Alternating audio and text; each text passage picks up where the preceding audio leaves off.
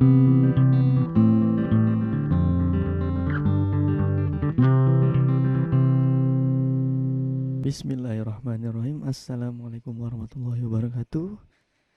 Ya, jadi di video pertama saya ini saya ingin membahas tentang 25 kata baku yang sering salah dipakai oleh orang-orang. Saya udah milih 25 kata itu. Ya, ini dia. Jadi kalau misalnya ada yang males dengar penjelasan atau emang pengen langsung tahu aja mana yang sering salah dipakai, ya ini udah saya kasih, bisa dilihat, bisa di pause buat baca. Oke, kalau misalnya pengen dengar pembahasannya, ayo kita lanjut ya.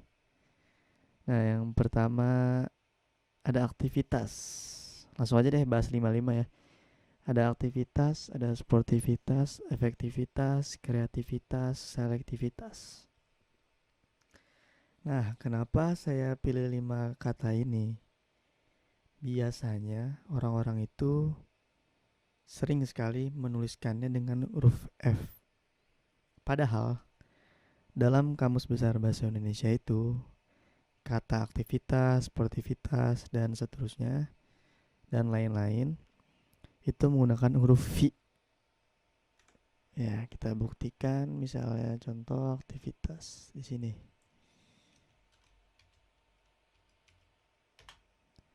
Nah, ini dia aktivitas.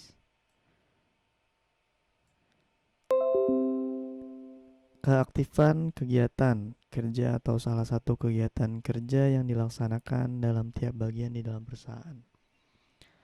Kalau misal kita nyari aktivitas menggunakan huruf F misalnya di sini ya, itu nggak bakalan ketemu. Nah ya kan, harus aktivitas menggunakan huruf V. Ya, nih, di sini juga ditulis nih. Bentuk tidak bakunya itu menggunakan huruf V, huruf F. Nah, kenapa di sini menggunakan huruf V? Padahal aktivitas kan diambil dari kata aktif ya kan. Aktif itu akhirannya menggunakan huruf F. Tapi karena kita menggunakan tambahan kata atau imbuhan di belakang yaitu itas, maka huruf F itu diubah menjadi huruf V. Dan ini sebenarnya sama kayak misalnya kita bahasa Inggris, karena ini emang kata serapan dari bahasa Inggris, yaitu dari kata activity. Nah ya kan nih, lihat nih coba.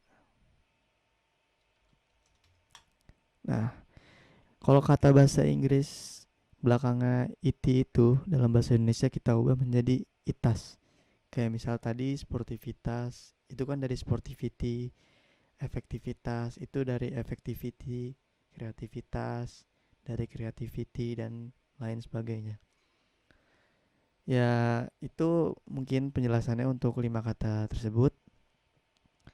Lanjut untuk 5 kata berikutnya, kualitas, kuantitas, jadwal, frekuensi dan kwitansi. Nah, di sini sebenarnya kalau misalnya kualitas, kuantitas itu ya gampang kayak tadi, bisa dijelasinnya tuh karena dia kata serapan dari bahasa Inggris. Kualitas itu kan quantity, quality, kuantitas itu quantity. Karena di belakangnya it juga kan, makanya belakangnya jadi itas. Dan menggunakan huruf U juga karena dalam bahasa Inggris kan kualitas, equality dan quantity itu kan menggunakan huruf U. Makanya dia sini pakai huruf U. Dan jadwal, frekuensi, kwitansi. Nah, ini sebenarnya kalau misalnya pengen gampang ingatnya, dari 5 kata ini tuh yang menggunakan huruf W itu hanya jadwal biasanya. Yang biasanya yang kayak bentukan kayak gini tuh cuma jadwal ya. Kalau misal kalian ada yang tahu, mungkin bisa tambahin nanti di bawah. Lalu 5 kata berikutnya ada atlet, risiko, detail, objek dan subjek. Nah, di sini nih 5 kata ini biasanya juga sering ketukar ya, atlet, resiko dan risiko. Nah, sama kalau misalnya ini atlet, risiko, detail, objek dan subjek itu sama, dia juga serapan dari bahasa Inggris. Atlet itu dari atlet, risiko dari risk, detail itu dari details juga, objek itu dari objek, dan subjek itu dari subjek juga. Nah, biasanya kalau kata serapan bahasa Inggris kan kayak tadi tuh, tulisannya mengikuti kata serapan itu. Kayak misalnya objek itu pakainya J bukan pakai Y, karena di bahasa Inggris objek pakai J. Tapi ada nih salah satu kata, ya mungkin ada beberapa lain ya, yang kata serapan tapi dia tidak mengikuti huruf dari kata serapannya itu. Contohnya proyek. Proyek kan kalau di bahasa Inggris itu kan project ya kan pakai J. Tapi kalau misal di bahasa Indonesia KBBI dia tetap pakai Y. Nah, itu dia. Lalu 5 kata berikutnya hutang, hisap, supir, hembus, familiar. Nah, ini saya pilih kenapa? Karena kita tuh biasanya mendengar hutang, hisap, supir, hembus itu kan kayak kata baku ya kan ya. Sedangkan kalau kita dengar utang, hisap, sopir itu kayak malah dia bukan kata baku gitu.